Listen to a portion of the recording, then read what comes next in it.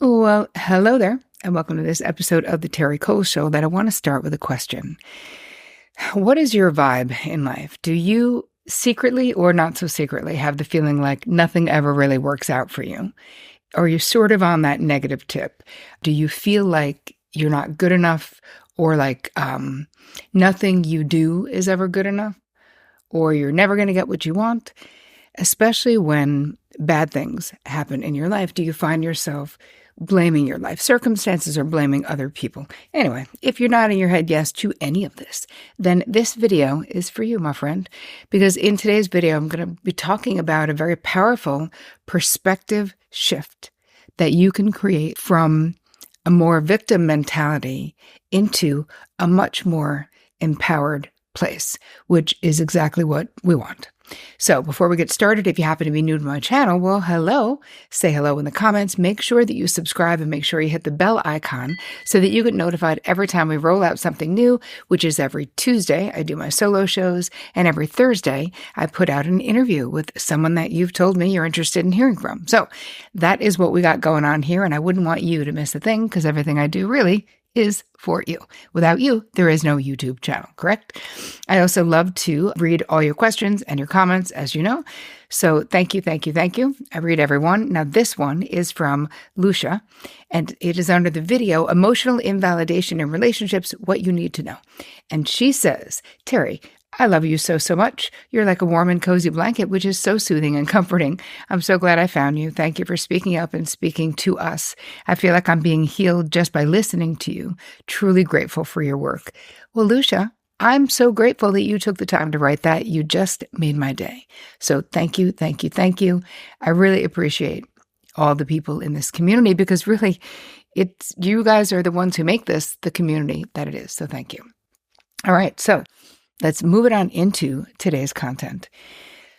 So what does it mean to feel unempowered, or more specifically, to feel victimized in life? What is the profile sort of victimization?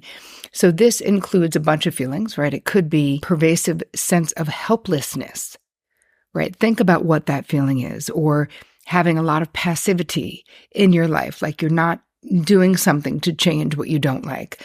Loss of control. You might be very or feel pessimistic. A lot of negative thinking. Maybe you have strong feelings of guilt, shame, self-blame, or even depression. So these are all things that can come along with a more victim mentality or a more unempowered. You know, the thing with victim mentality, I feel like it gets a bad rap. People talk about it. It sounds like or feels like victim blaming. So I'm more comfortable, and I think it's more accurate to talk about empowerment, because that's really what I'm talking about. Going from feeling unempowered to feeling empowered. That's really what we're talking about.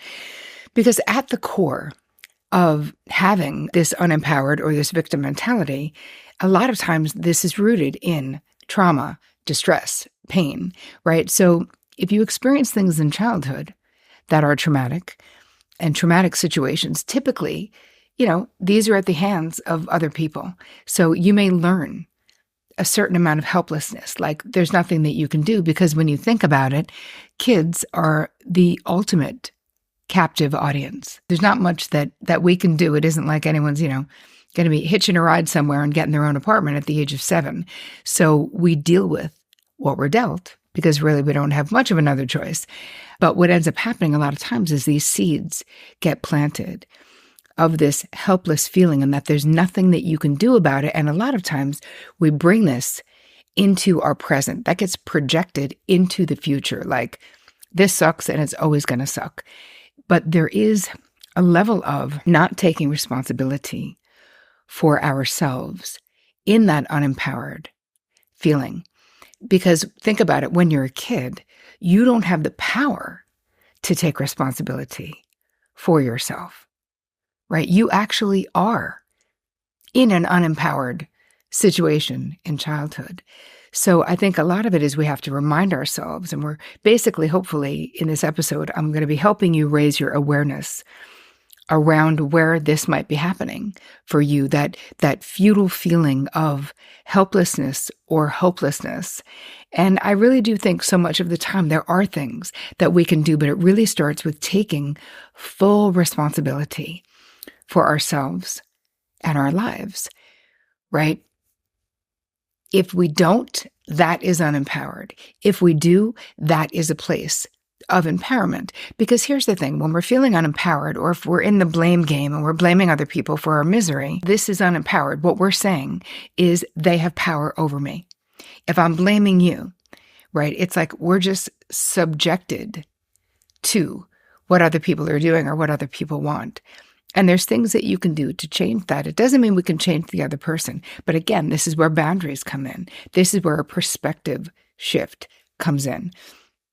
And I think so much of the time, the reason I even wanted to do this episode is that we are unaware of the thoughts or these false beliefs or these limiting beliefs that someone else is in the driver's seat of our lives.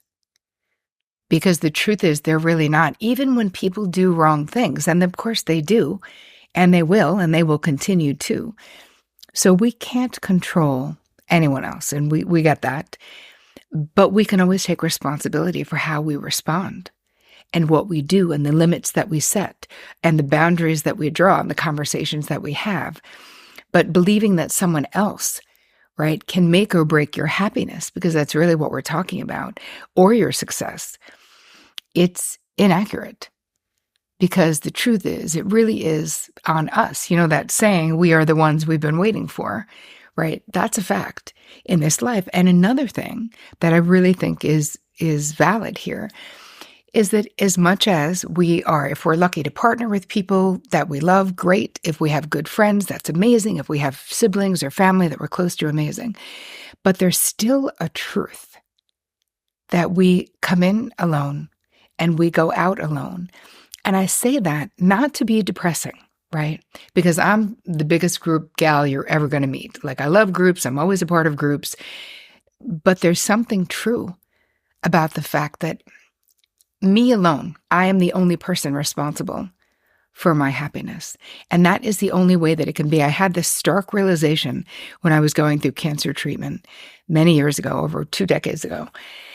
And I was in this room, and it was a dark room because they were doing it. I can't even explain it. It's like a sonogram lead needle thing in my neck because there was a tumor. Anyway, it was super painful. No anesthesia. It was scary as hell. Anything. Being diagnosed with cancer, no matter what kind it is totally scary.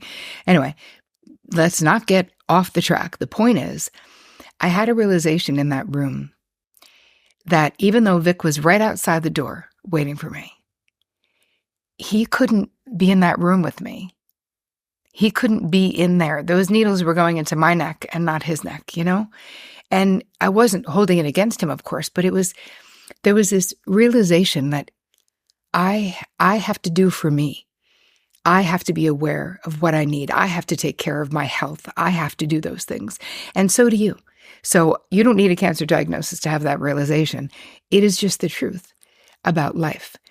That partnering is amazing, friendships are amazing, and yet ultimately at the end of the day, it is you and you alone who are responsible for what happens in your life. And I'm also not saying or negating the fact that a lot of times there's crap that happens to us, cancer being one of them, that we can't be responsible for it happening. We can only be responsible for how we respond and react to it, what we make it mean in our lives. So yes, I'm saying take responsibility for yourselves, and we want to do that.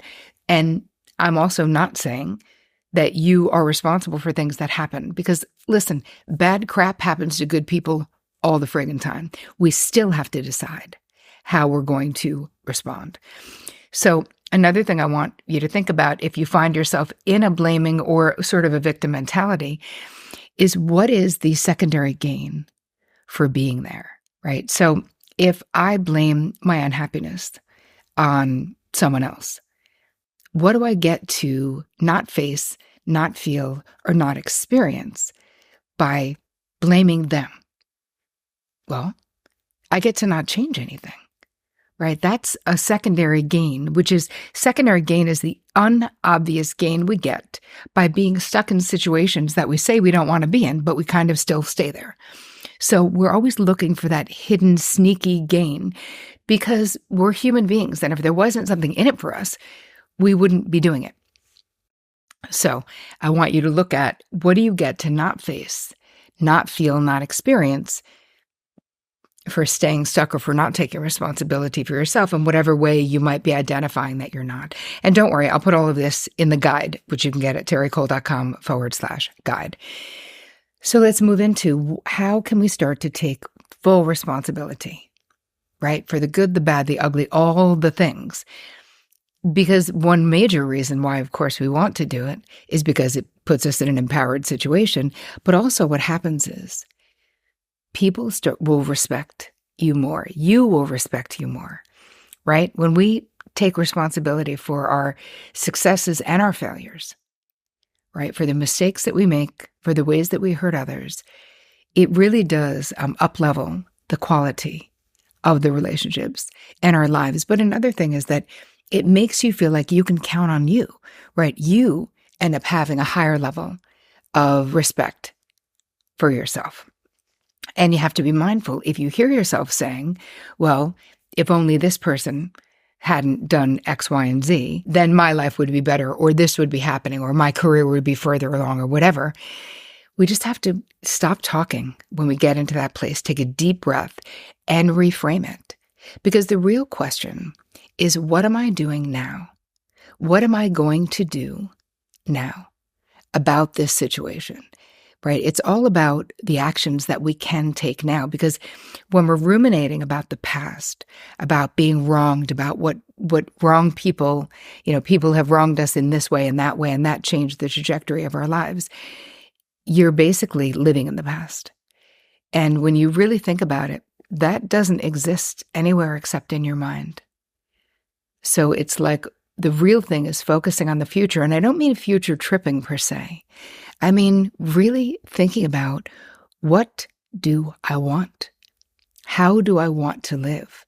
If this situation is not serving me or I don't like it, what situation do I want? What changes do I want? Because so much of the time my therapy clients will say, I'm not happy in my relationship. And I'm like, okay, but let's talk about why. Like, we have to get down to like the granular level of what is going on. And a lot of times they're like, I'm just not happy. I'm like, well, you can't go to your partner and say, I'm just not happy. Unless you are positive the relationship is over and you just want to break up with the person, then that's a different story. But if you're really wanting to change anything, you have to be specific. What do you need? Do you need more communication? Do you need more quality time? Do you need more sex? Do you need more affection? What is it? Because we can't just say, you need to be better, without being specific about what the thing is. Another thing to think about, another therapist in this space who's a pal of mine, Nedra Tawwab, who also has a book on boundaries, and I love her work. She talks about when we continue to get really dialed into our own victimhood, like we're really into it, it of course gets in the way of us creating the life that we actually want, but it also alienates us from others, right? The people around us can suffer from compassion fatigue, right? And come to think of complaining as basically a part of your personality if you're someone who complains a lot. And I think this can be really hard to admit about ourselves. But I know for sure that the compassion fatigue is real. And think about that right now. Do you have people in your life who complain all the time, who are always focused on the negative? It's so exhausting. And you do have compassion fatigue where you run out. You're like, we spent so much compassion on this person or this relationship, but it feels like nothing changes. And at that point, it goes from sort of anything being constructive to being more of just like toxic dumping, where someone is just constantly talking or complaining about the same stuff, All right. So awareness is the first step to changing behavior, right? So hopefully what we've been talking about so far is raising your awareness and taking ownership of all of your decisions.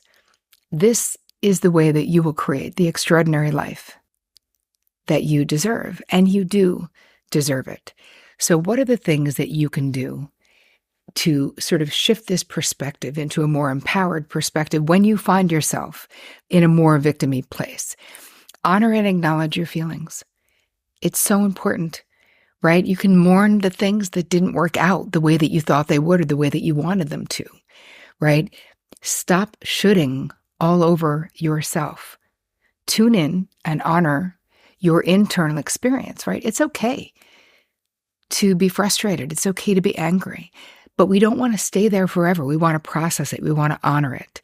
Be mindful of where you might be scapegoating or blaming other people for how you're feeling.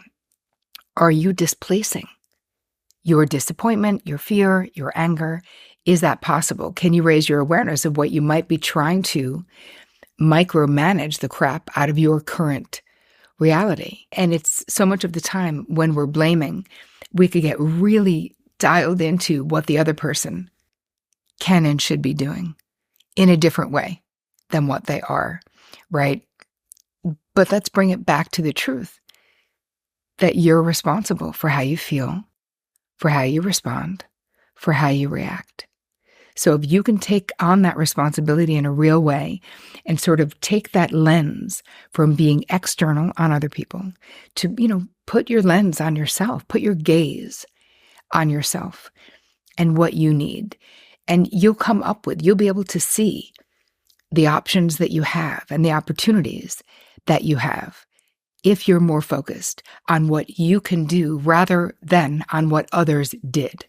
I also give you in the guide a perspective inventory that you can take, which will help you see where you are right now, which will make it so much easier for you to shift into a more empowered mindset. And get mindful, too, of where you compare yourself to others, because this just makes you feel bad.